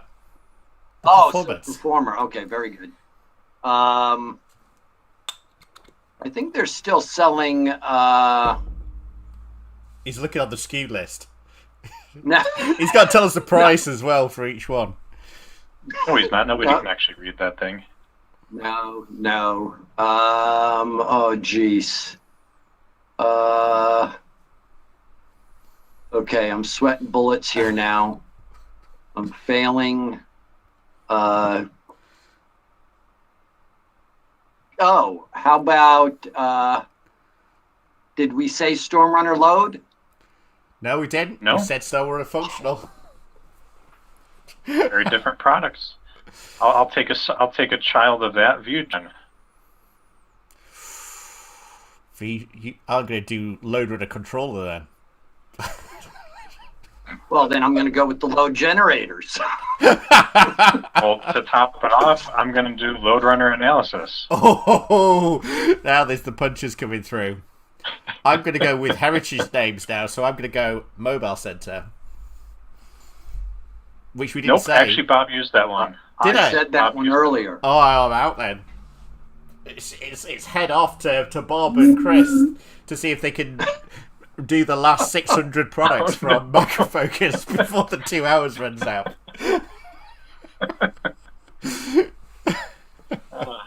Bob, that means it's you, buddy. Oh, it's just okay.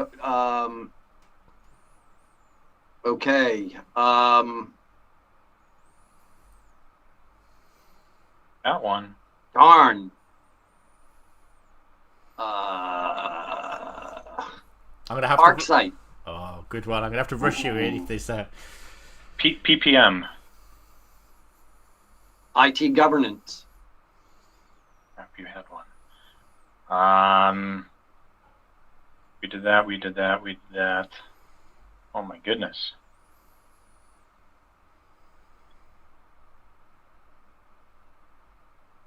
exec scorecard. Yeah, I suppose, but I'm not sure I can take that one from you. How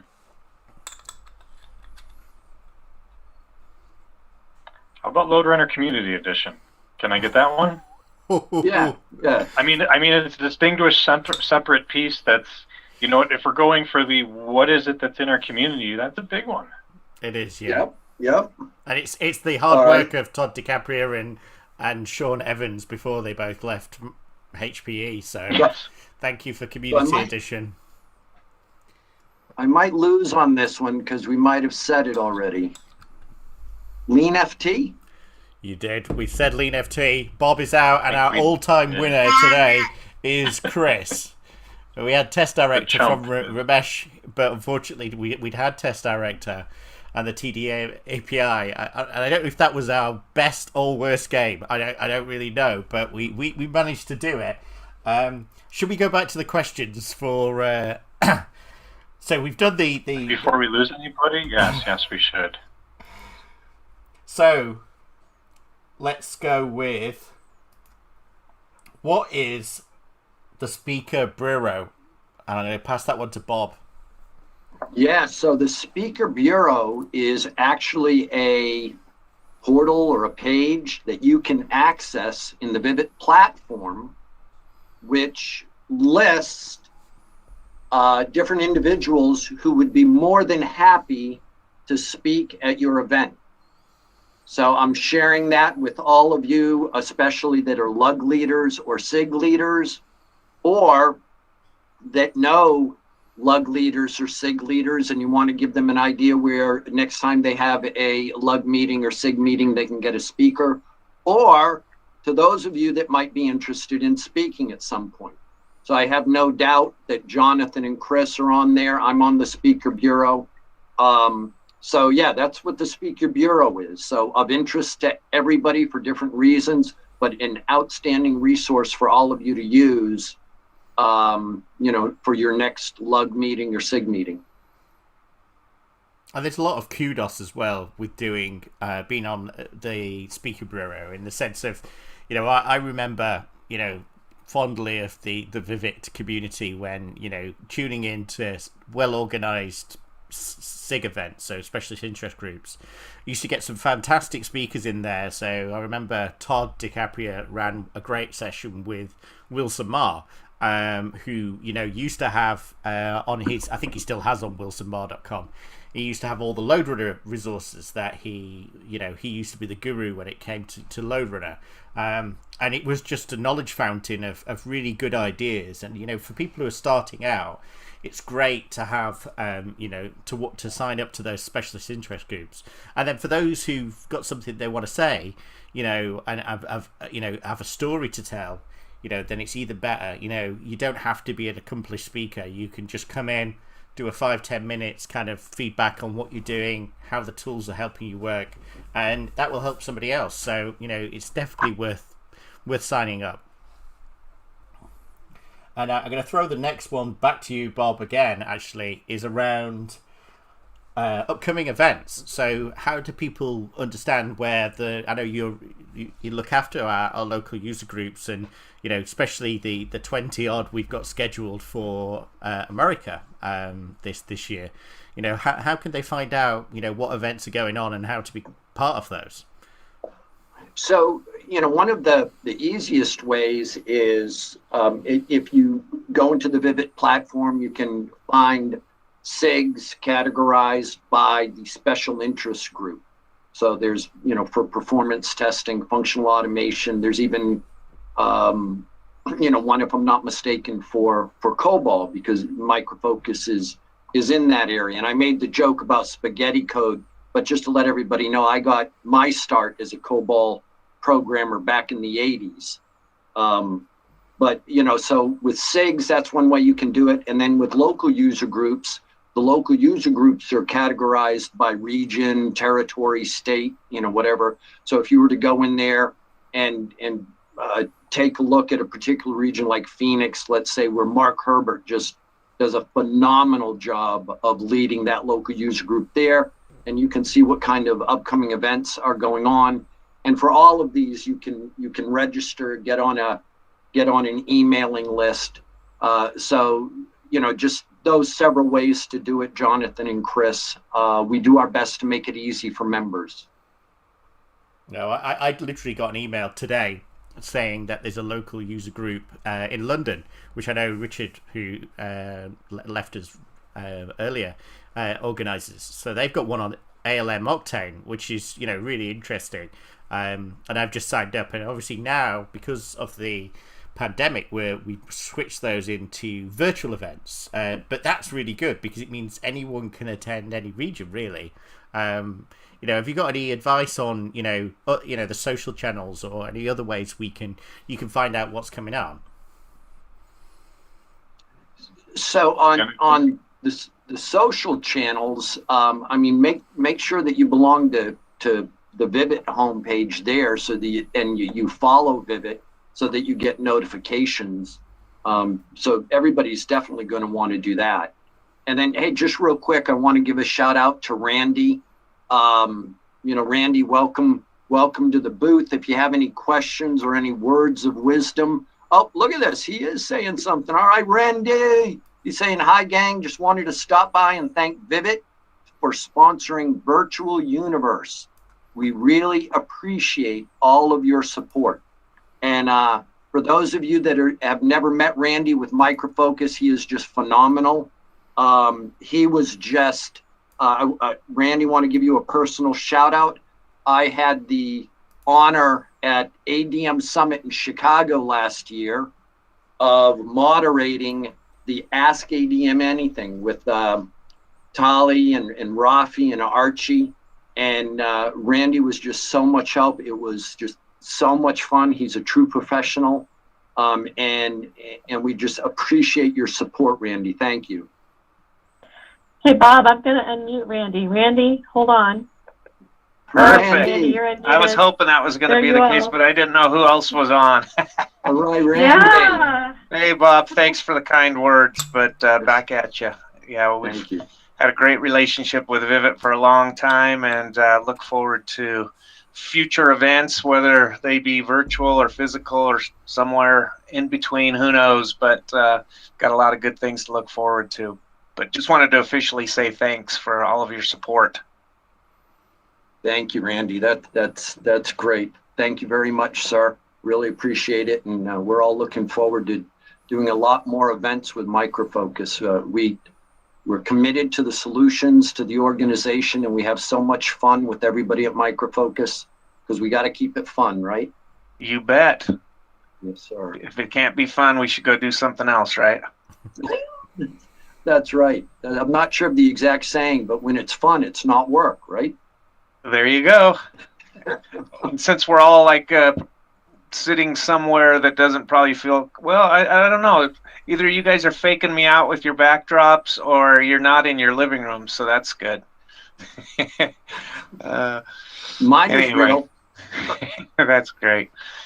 Yeah, it's been a learning experience. This event, we've tried to incorporate some things like these sponsored chat rooms and the virtual demos and some of the things on Thursday afternoon that we're currently experiencing to try to create a little bit more of an interactive experience for all of the attendees. And hey, we're learning. The traffic hasn't been great in the sponsored chat rooms across the board, so don't feel bad if you haven't had a lot of traffic. But I think we'll adjust, and all we can do is provide the opportunities. It's kind of like putting a booth on a trade show floor. You can't force people to come by and visit. Sometimes they do, and sometimes you get a lot of traffic, but they're not the right folks either, right? They're just coming by to get that stamp for the for the spiff, and we get it, but that's kind of the game that we play, to kind of weed through and find those people that we can actually do some business with. So anyway, I just want to thank you guys for the support. Appreciate the feedback as we go along. Excuse me. I just had a bite of a chocolate chip cookie that decided it didn't want to go down quite right, but it was delicious. There you go. It was worth it. It was worth choking on. Anyway, I really do appreciate you guys, and hope you have a great rest of your afternoon. And I'm sure we'll be In touch soon.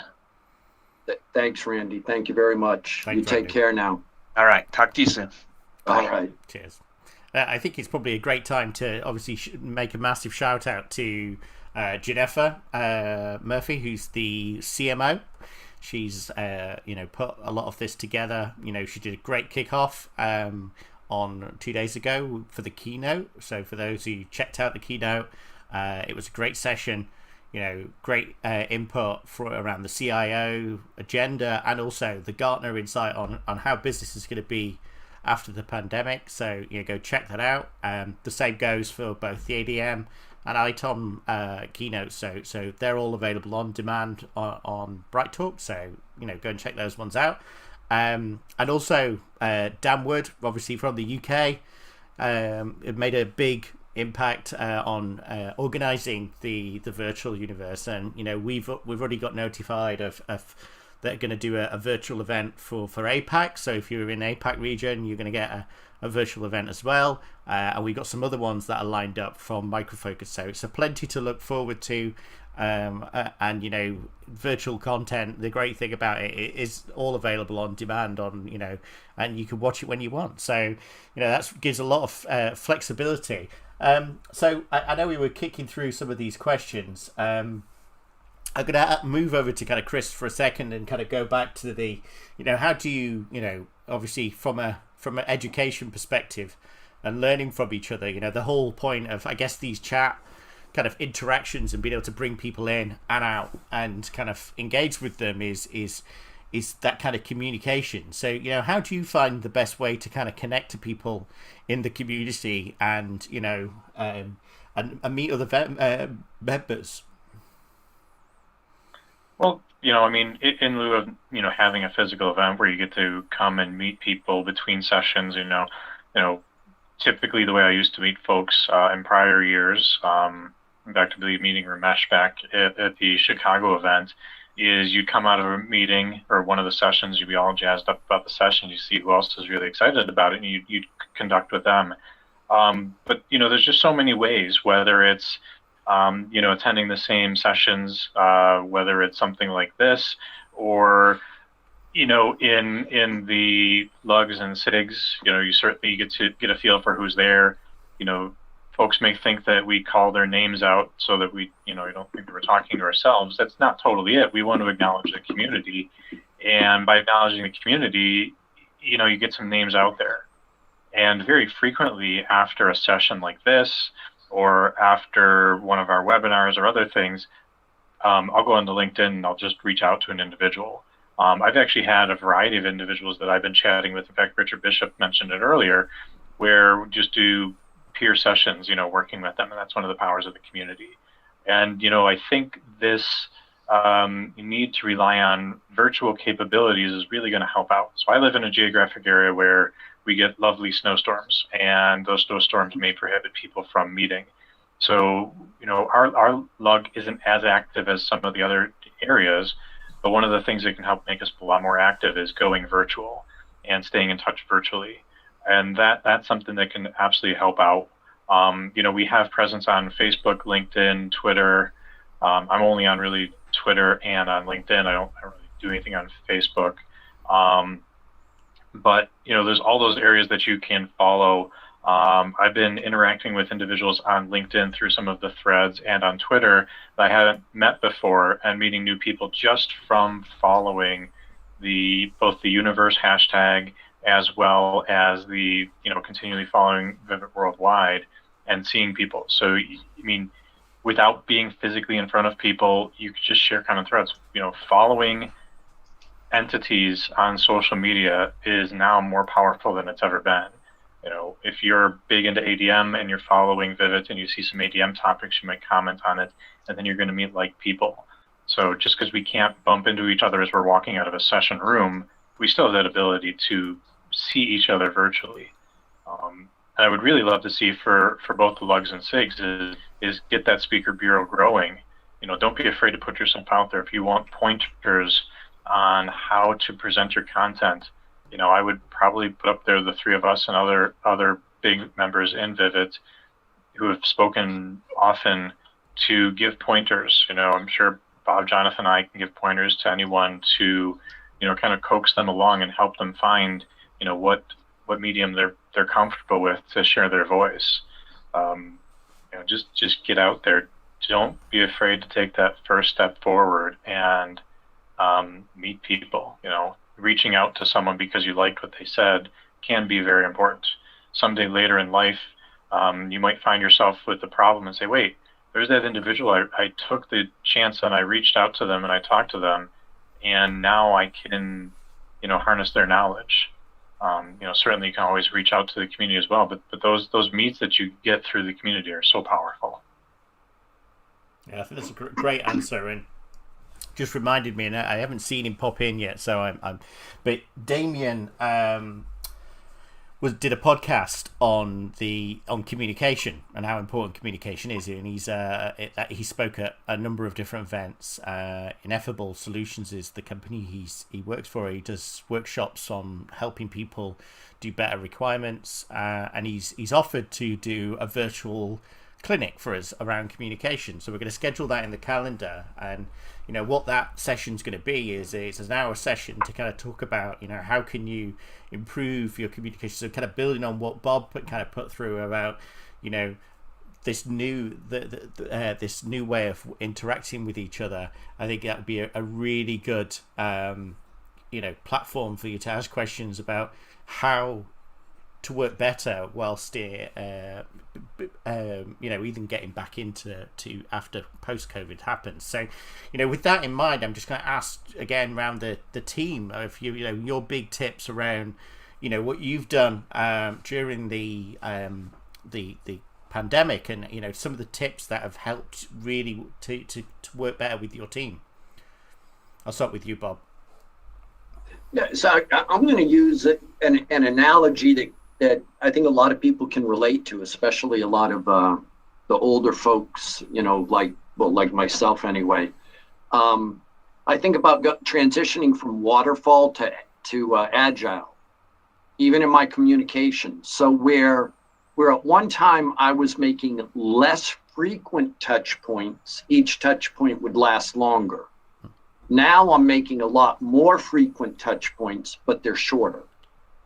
And and the other thing is every touch point doesn't have to have an objective that is critical and urgent. It can be a simple touch point, which is very important, but something like, hey, Chris, hey, Jonathan, how are you guys doing? How's the family doing? Do you need anything we can help with? Those kind of things go a long way. And I'm fortunate with my organization, Checkpoint Technologies, and with the whole Vivid team. I mean, all of you and this staff, Jill, Terry, Stephanie, Iris, Rhonda, everybody, they're just fantastic to work with. And I think we're all reminded how your number one resource are your team members. And so that's what I'm reminded of during these times when it comes to communication. It's got to be sincere, make it frequent, even if it's just to say hello. Fantastic. Chris, do you have anything on there to add? Well, I'd like to just make sure everybody realizes that the frequent thing is incredibly important. I've been doing more daily meetings, which in a typical office setting you would, frown upon. I have to interrupt the work I'm doing to go to this daily meeting, but now they've almost been half meeting, half support group to work through things. And sometimes it's, support group for something going on and just talking to them and having a human interaction. And other times it's been for, really working through a problem. The virtual platform has been fantastic because sometimes it's not as easy to go meet someone at the desk and work through a problem. Now with the virtual platforms popping up, it's been tremendous. In terms of, keeping it light, I'd like to look at what the obscure, international holiday of the day is. Like yesterday was National Strawberry Picking Day, and today is actually the national or international Strawberry and Cream Day. I wonder how they thought that one up, considering yesterday was Picking Day. I mean, geez, that was innovative. But there's just been some really doozies out there. But it's those things. And see, Bob's got the proper reaction. you want to just break people away from whatever the reality is, whether they've been staring at code for the past couple of hours, they just got out of a meeting that was frustrating, or they're just having a rough time. Maybe it's gloomy out and it's just bringing their mood down. But just to find those interesting things to just keep it fun. On a daily basis in the office, I frequently try to keep a little bit of personal conversation going on, not just about work, just to keep the interest, and just to it makes you remember that everyone you're working with is an individual, and they require that individual touch and communication. They're not just coworkers, they're people, and just remembering that. One of the most important things that I pray everybody remembers out of this is that we are all people. We are not test subjects. We are not casualties. We are not pains in the butt or road barriers. We are all people. And that notion can go a long way. The other thing I'd like to remind people is, just because the coffee is always there doesn't mean that if you have 8 cups a day, it's a good idea. That can actually be a very bad idea. But just be silly, keep your sense of humor up, it's big. But the virtual thing, I use virtual backgrounds all the time. I kept one that was nice and PC, but I picked some fun, silly ones. And, you pop into a room with Pac-Man behind you, almost ready to bite your head off. And, it makes a big difference. The most comical one I did is I convinced my boss's son to take a picture from her point of view of her room, and I showed up into our staff meeting with her room there, and I just acted like it was nothing, and I started pointing things out, and now I'm going to get, in trouble from all the managers out there that people are going to be stealing pictures of their rooms. But just do something to keep it fun. Work hard, play hard. None of us have commutes anymore, so we have all this extra time. Make real good use of it. Yeah, I think that's a great point. And I put up a recent blog. I did a podcast with a guy called Bernardo yesterday, and he pointed out a really good question, a bit more work related. But one of the things about asynchronous communication, it's one of those things that I think is going to take a bit of an adjusting to, in the sense of you're all very used a bit, I guess, like Chris at the moment. If he was at that background, he'd walk over to somebody and ask them a question, or he'd tap somebody else on their shoulder. And now we're in this kind of enterprise collaboration landscape where you're using Slack, Teams, something like that. You ping somebody a message saying, I don't have access to this environment, and there's a delay, of that handoff, and part of it is you might be blocked, right? So what do you do while you've got those those blockers in place? Because different time zones, people are going to have a certain lead time to respond back onto that. And I think part of it is we've got to start understanding that actually we can't just get instant feedback. And then there's a pressure also on the person who receives the message and looks at it and goes, oh my god, this message was 12 hours ago and they've not been able to have access to the environment, and they kind of rush quickly to get the job done or try and get the response back. And actually that's also counterproductive, in the sense of part of it is you need to give an expectation, an estimation of how much your time it's going to take to do the job right, not just give them a quick answer or a quick fix. Part of it is we're still trying to work together in a very new way, a new dynamics. So lots of great tips out there. I think the fun ones are definitely important, keeping morale up.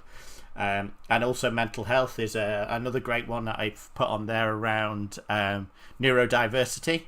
So, how important neurodiversity is in the workplace. But also, I think as part of that, we're all maybe familiar with a Myers-Briggs or some other kind of psychometric testing, but communication is different as well. Some people are just not used to remote working in the same way. Some people have been doing it for 7 years, 10 years before. So we're all on different levels of maturity. We also like communication in a certain way. Just sending someone an email, that may be the best format for it, but it might also be better to start thinking about, like you would do with Smacks, right? Is you start creating a group where everyone can piggyback onto it. It's not just one person as a single point of failure. Is a team gets an email to say environment team, and other people can jump in and help, because you're not always familiar with the entire team structure and who you're going to ask. So there's lots of new ways of working.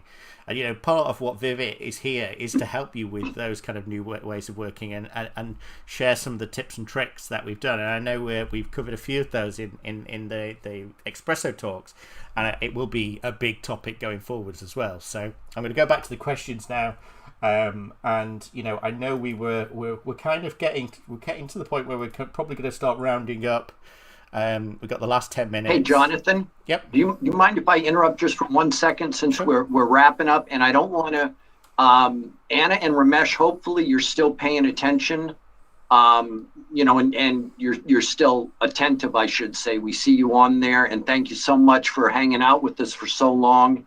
And as a token of our appreciation, we definitely want to send you an Amazon gift card. So if each of you could do us a big favor and email us chat message us with your email address. If each of you could do that, and we'll get an Amazon gift card out to you, you know, just as appreciation for your participation and the comments that you had, chatting with us and hanging out with us. So if you could do that as soon as possible before we wrap things up in the next 10 minutes. And with that, Jonathan, I'll shoot it back to you. No, that's great. You know, I think that's both Anna and Ramesh. You've been great to have you on for this entire session, and we'll make sure we do that. And you know, it's really great to have the community active.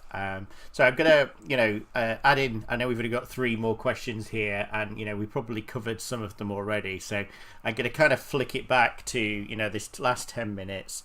You know, if there's any more tips that the team have, and also maybe if the team, I say the team, but any of the staff want to turn on their video and add anything whilst we're kind of closing, and at least we can kind of do a quick intro. You can just come in audio format if you're worried about your people's your webcam backdrop.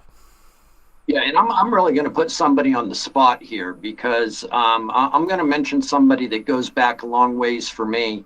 And Rocky, if you're still on, you really need to unmute yourself, because there are a lot of people at the any kind of conference like this that if they don't hear your voice, then I honestly do think that for them it hasn't been a conference. Thanks, Bob. I appreciate it. You can hear me? Yeah, we hear you. Okay, well. Great. Well, this has been great, just hearing you guys going back and forth about the community, what it's like being involved. And, you guys have all stepped up from being lug leaders. I know Chris in New York and Bob in Florida and Jonathan, all the stuff you've been doing in the UK and around EMEA and, that whole world where you've been able to go to all these conferences and talk about Vivid. But, I've been a member for, since 1998. I went to my first conference, and you guys mentioned it, the passion, the camaraderie. I mean, I've made friends as part of our peer group for the last 20 some years, and I'm still friends with them today on LinkedIn or whatever it is. And talking about the lugs, I mean, I felt like the parish priest, bringing these people together to share best practices, help them grow their careers, because if they speak, people can hear them, just like you guys talk about your experience. And from that, it grows your career. You start networking with not only your peers in your physical community, but you're linking in with the micro-focus people, and that helps grow your career. I can't tell you, through the years, watching people's careers grow as they work with a partner, or they work for an end user, or they work for the vendor, and things don't work out, project ends, they get picked up very quickly because they've networked, and we've helped them in that process because they were part of the lug. And it's kind of funny, when I ran, and I'm still running lugs kind of, but I've been doing it for 20 years. and the feeling you get from people that come up to you and say, hey, thanks for bringing us together. I really appreciate that. Thanks for allowing me to open up a little or helping me open up, because they're, like Chris says, a lot of you guys are very introverted. Not Jonathan, but a lot of you guys. And finding ways to get you to open up. And I tell you, when I would beg members to speak at an event, I says, I don't care. I says, well, I remember one guy says, look, I don't want to stand up. Can I do it sitting down? Sure. I only want to talk for 5 minutes. Is that okay? Fine. And then 2 hours later, I can't get him to shut up. So it's just breaking the ice. And that's what Vivid does. It helps break the ice so that you can grow your career and find the passion. So thanks a lot, guys. You bet, Rocky. Thank you. Thanks, Rocky. Rocky's definitely our superstar. Have we got any other staff that we can unmute and I would use the word prey upon, but I'd probably say interact with would be probably the best way to look at this. Iris, as you're our newest member of staff, do you want to join in the fun?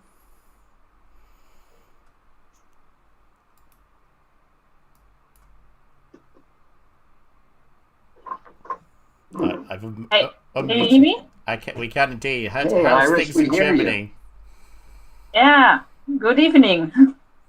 It's a holiday here in Germany, so maybe you don't know, and it's already really late in the evening. But I joined the whole session, and it was great. I'm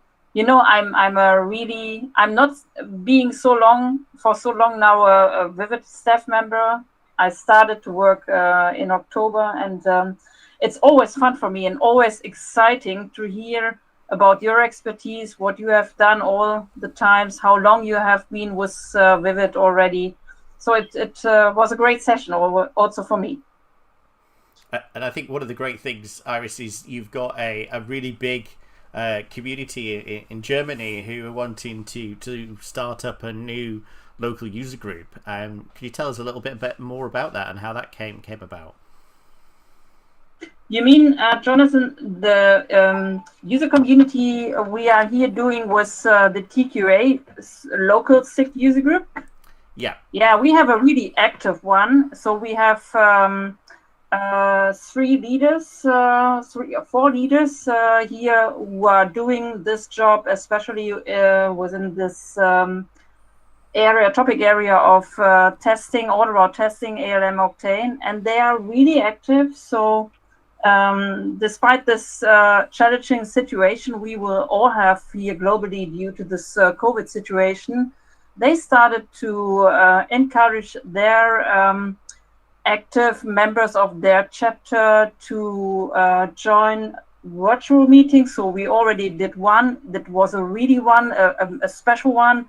It was organized for what we say Bankenstammtisch. That's something where all the financial and insurance industry members who are using testing products from Micro Focus will meet on a regular basis, and normally they will do it at the location of one of the members. And so we had to switch it to a virtual one, and everyone was so excited in getting this experience. They were so happy that they could engage, that it was a really interactive virtual meeting. And so what's the outcome is now that we are organizing till the summer break. So that's mean May, now was in next Friday. I think we will have the next one. Then we will have one in June. So we are really excited to do a little bit more of those virtual meetings due to this really good feedback we've got from the members, and nevertheless we are also excited to do face-to-face events, and we hope that we can do it maybe in the second half of the year. But yeah, that's a great activity, and we can see that despite this crisis that's coming out, that now the community here, especially in Germany, is meeting quite a little bit more active due to this possibility that they are now familiar with this virtual ones, and we will have this regular exchange now on a monthly basis. And I think that's maybe something which is really, the good thing coming out of those challenging times. Yeah, and I know they've extended. There's an interest around a SMAX community as well, which is just fantastic that they're growing. And I remember meeting with the German lug leader at the last year's EMEA Universe, and they actually ran one of their lug events across the booth from Bob. You remember we was hosted in Vienna. Oh yeah. Yeah, they were that enthusiastic. They came, they did a session. There was a whole stack of guys and girls from the finance industry, and it was, fantastic. And I know another one that you've been communicating this week in Brazil. There's been some, there's so many communities out there who are really, want to get active. There's loads of interest. There's just so many events that we've got in the calendar. We talked about the 20 lugs that we've got just in America alone.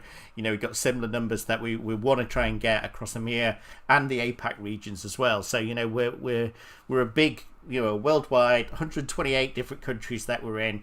We're obviously very passionate community, and it's because of our staff and our community that makes this possible. So Iris, you've done a fantastic job, and I know you've done you did a blog recently around testing in this time of needing to do testing in COVID. That was a great article. Yeah, I'm not this technical like you are, you guys, but I can always, I have a experience within the IT. I've been working and with Novell for more than 20 years, and knowing it maybe from the other side, not coming from the HPE side, but coming from Novell and the Micro Focus side. I know a lot of those products, but I'm a marketing person. I'm not a technical person, but due to this things coming up and now deep dive into the ADM stuff, it came into my mind because everyone was talking about test, and I say, hey, that's a similar thing, yeah. Even if we are now talking in a complete different context, but it's always the same. You have what's the problems they are now struggling with doing the test in the medical environment, and it's nearly the same you all have when you are doing software testings. And that was the idea of writing this blog. And we are now doing, especially within this in this pillar and solution pillar, we are doing now next week also a fantastic webinar we are delivering by the UK lab. So that's also a lab beside the German ones, which are really active. And I hope that a lot of people, especially in EMEA, join it, and that they will see what a community will bring their benefit and value. And I hope that a lot of Micro Focus users come and join the Vivid community here in especially in EMEA, and that they can see that they also are able to raise up new user groups and new chapters for new topics. Yeah, that's something what I also hope to encourage the members, like you already said, Jonathan, with these new coming up focus group of SMACs and each CM. So that's something I encourage everyone and say, hey, if you see you will have a lot of users here in Europe, you are able to start each topic with a new chapter within your local user group. So we are open to support. Absolutely. And I think, with product families like Vertica and Analytics, we're having teams, we're having communities that are interested in seeing that. We saw a lot, especially at the first quarter of this year, around release velocity. There's a lot of interest around new products and new capabilities, and they're starting to kind of merge together. So great example with SMAX, the fact that they've got they've got Max, who's actually an AI assistant in there. It all connects into things like the Micro Focus RPA tool, which is, a love child of UFT and OO. operations orchestration. And I think you're going to start seeing this interest of where people are, whether it's COBOL, mainframe, all the way through to ADM, ITOM, and beyond. I think that the suites are going to start coming together. Security, DevSecOps, it's all there. So much to look forward to. And I know we're at the top of the hour now, so we're going to have to wrap things up. So I'm just going to pass it back over to Bob and Chris just to give us some final words, and then we'll have to leave you. We wish you could stay. We'll do next time. We'll do a 24-hour one. So thanks, Jonathan, and great job to you and Chris and everybody that was able to join us. Thank you so much. And thank you to the entire Vivit board of directors and the staff that supported this, and obviously to Micro Focus for rapidly doing the tap dance and switching from the live conference over to the virtual conference, all because obviously we all care about the welfare and the health of our customers, friends, partners, and all of you. So thank you. It's been a blast. It's been a lot of fun. And Jonathan, again, we got to talk about doing a espresso, little 15, 20 minutes panel chat.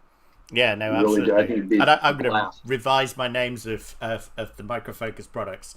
So Chris, thanks so much for being able to join on. You was featured heavily in Universe 2020, opening keynote.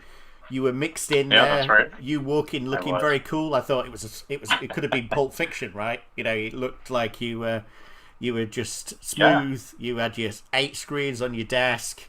You were automating the world, saving the world in healthcare. So massive thanks to you. Thanks for doing a session. Oh, thanks. And have you got any kind of parting words from education and the rest of the team?